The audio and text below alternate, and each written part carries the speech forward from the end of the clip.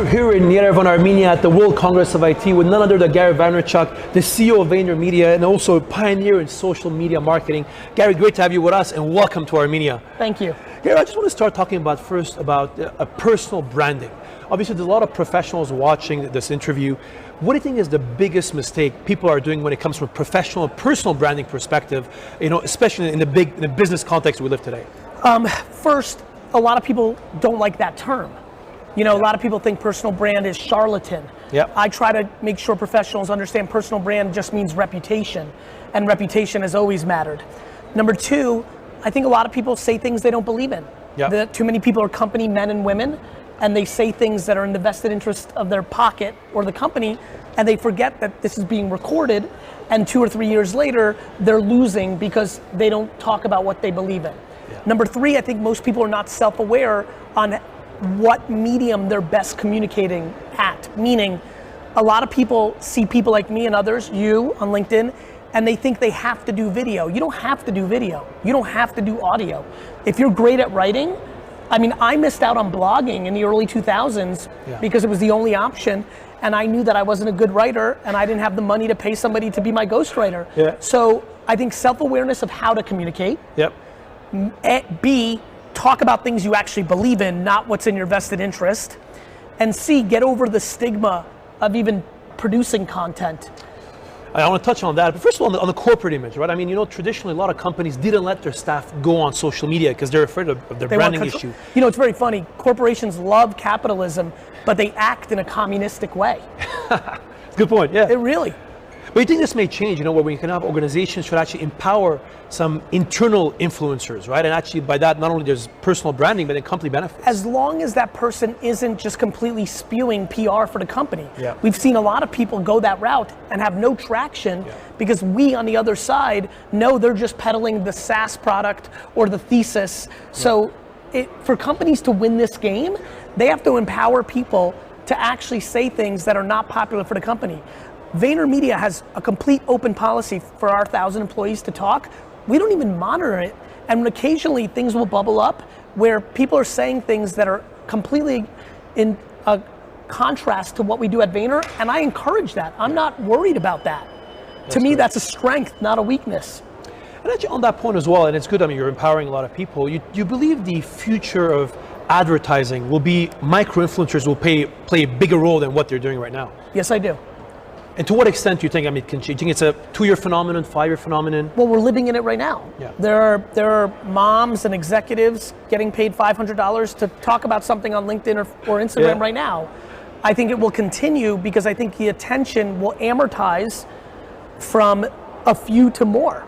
And we've seen that over the last decade, and I don't think that will stop. So yes, I believe that people will continue to be more influential. Yep. And I think, look, the ambition of every 16-year-old around the world is to be an influencer. It is the #1 global ambition of every 16-year-old in the world. Many of them will succeed.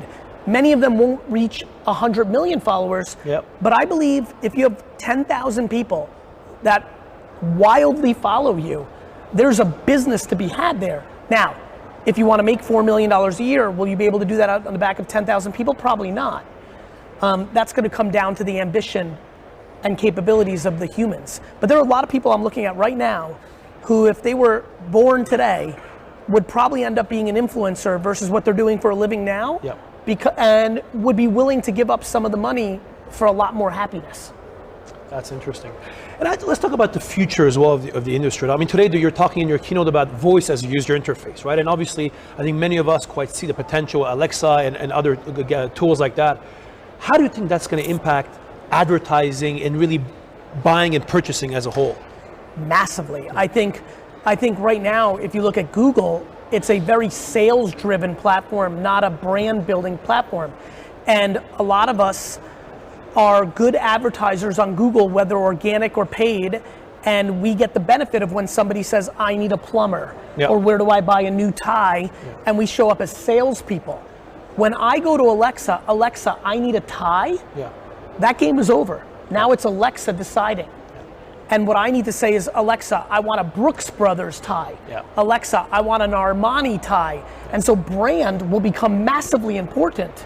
And I believe a lot of people are missing the boat right now building brand and are going to be hurt very badly by voice, because right now what they are is digital salespeople, not digital branding people. Yeah, and I think your voice as a user interface will have a big role. But also want to bring back another topic I know you often talk about, Gary, is the importance of people are consuming voice right now. For example, you're mentioning recently that instead of maybe focusing on video, people should focus on podcasts and creating audio content. Just want to hear your thoughts on that. That is true. I believe that a wild percentage of YouTube video consumption is actually just audio.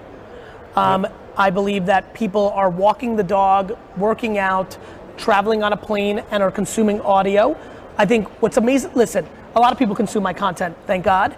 A lot of those people listen to the video or podcast while they're at their desk working.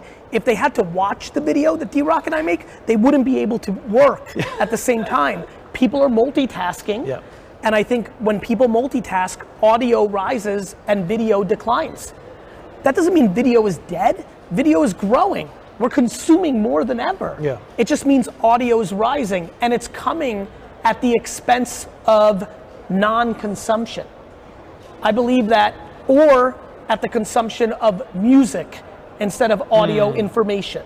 So I think the same person who walked their dog for 30 minutes every morning either just took in nature or used to listen to music, now is listening to a podcast. And actually on that front as well, when you're looking at the future trends when it comes to social media right now in the broader industry, do you think, are you looking at again what's happening in the US? Are you looking at what's happening in Asia? Like, is there a region you're particularly focused that you think people should pay attention to? The US and Asia. Oh, really? Okay. 100%, because those are the two places where the products are coming out of. They're coming out of Silicon Valley, or they're coming out of Chinese-based companies, right? And so it's not super complicated. And by the way, I'm thrilled to pay attention to Armenia or Chile or Sweden or Greenland. You just need the products to come out of there. And what about some of the new platforms that are coming up, like TikTok is one obviously you talk about. What do you think the impact it may have on the other social media platforms that we have today? It's already happened. The level of consumption that TikTok has is coming out of the expense of YouTube and Instagram for a small sector of 12 to 18-year-olds. But you're starting to see 18 and 30 go into TikTok. And both Facebook and Instagram started young. And so I think that it's already had an impact. Now the question becomes, is TikTok Vine or is TikTok Instagram? That's always the moment. Many things can spur up and have 6 months, a year. Snapchat became a very monster platform. Instagram copied the stories feature, which was enough to combat it.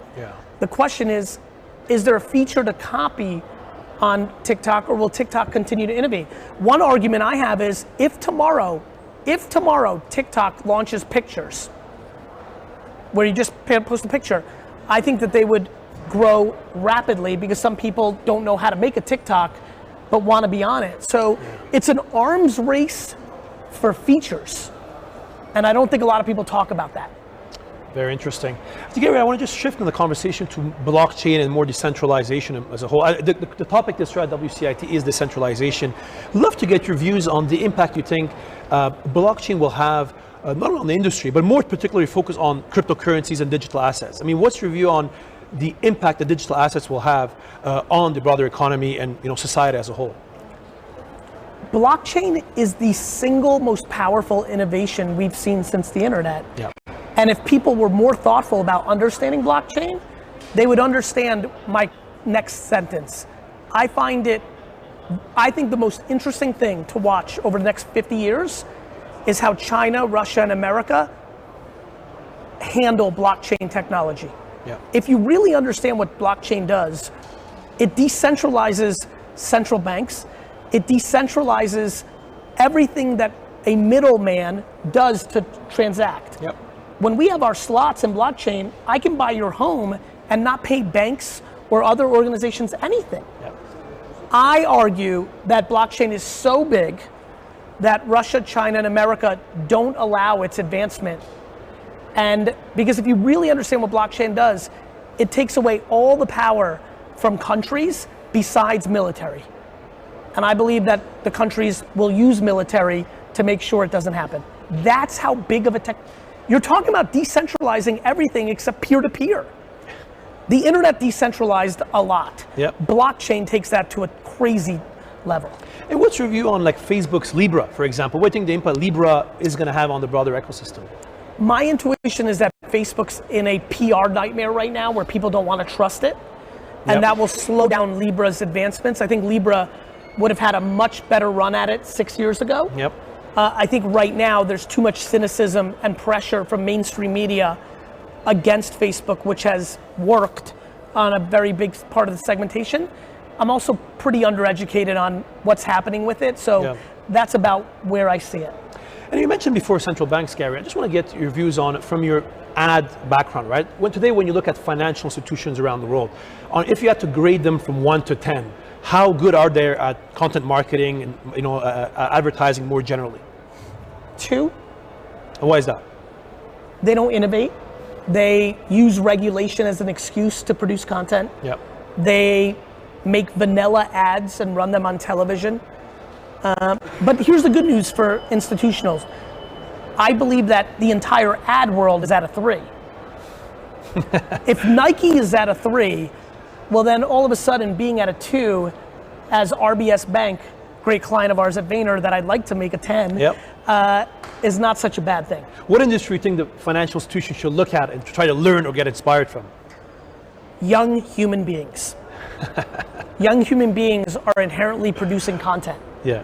And understand the game of YouTube. Look, these social networks are acquiring the attention of the human race. Yeah. Like, I don't understand how people are confused.